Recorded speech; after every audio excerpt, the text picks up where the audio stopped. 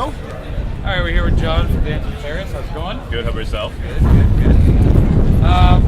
What bands have you missed the most in the local scene? I mean, you guys have been around for quite some time. You've had a lot of local bands.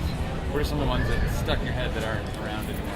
Well, there's actually there's some that we just adore and love. Like, I know I'm gonna say this to be an asshole, but like Set Anchors is one, King Cobra one.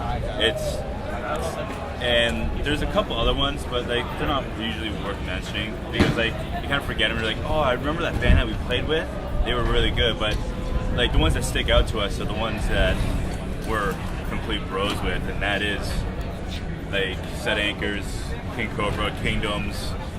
Like I'm good friends with some other bands that like from Toronto, but they haven't done anything in years, so whatever. But overall, it's just those three bands are like the ones right now that have our heart always. Like obviously, of course, there's like centuries apart, and there's some guys that we like love there. Some guys are cool. It's just how it is, right? You grow as time goes. You grow to just enjoy their friendship and your friendship, and that's it. So. Unfortunately, you guys aren't playing today. One of the questions was, what's it like playing Koi for the second time again? Oh, well, so, had you had played? Yeah. Well, Koi has always been awesome. Like last year we played on the main stage. We were opening band, and we had about 250 kids there just opening. We would never suspect to have that as like just an opening slot on a festival with amazing bands like Straight from the Path, Benno Ships, Protesting Heroes, Silverstein, like Life Runner, all those guys. And we were like, okay, we're just a little fish in a big pond. But surprisingly, like, all the fans and all the support came out in that early shift, and everybody came out and really supported everything. Kind of a joke question. What are your feelings and thoughts on the term Gent? Gent's a joke to me. I think Gent's a fucking ridiculous term. It's like they're calling Gent Brazilian drumming. That's what it is. Because if you listen to Meshuggah and like Sepultura back in 1983 and shit, like it's all like it's Brazilian drum beats. Well, that's all it is. Like yeah, they're going with the thing, but like come on, you can put a bend in anything. It's the most ridiculous term in the world. It's just a different form of fucking progressive music, and if people just got off their fucking high horse about the Gent. Yeah, heavy's heavy. Like if you play a low tuned guitar, if you play a heavy guitar, whatever, it's all metal music, it's all hard rock, and it's all hardcore. There's no other genres. All these subgenres that people are renaming all this stuff is to grow their ego and to make themselves feel big. Yeah. One final question. What's your thoughts on the KW music scene? The KW music scene?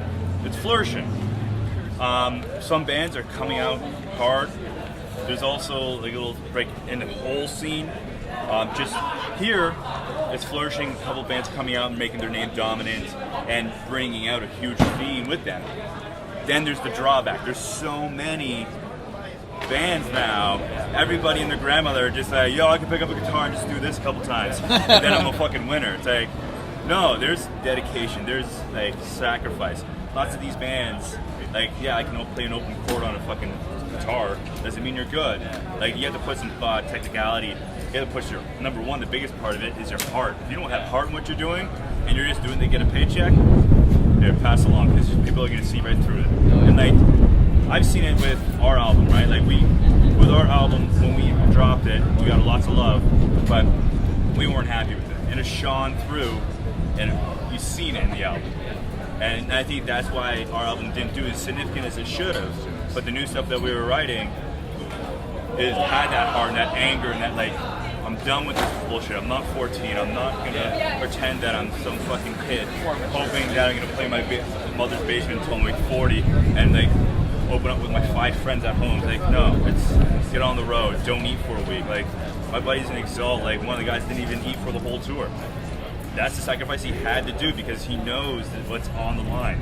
And that's how every show, every tour, everything you have to do is that. And people don't want to do that these days. They just go home, go on the internet, type in how to record an album, do the album on like through an Axe Effect on at home through a computer, and they expect it to become this huge act. Yeah. Come on, grow some balls and actually do music. Don't pretend that you are. Right on. All right, dude. Thanks for your time. Thanks a lot.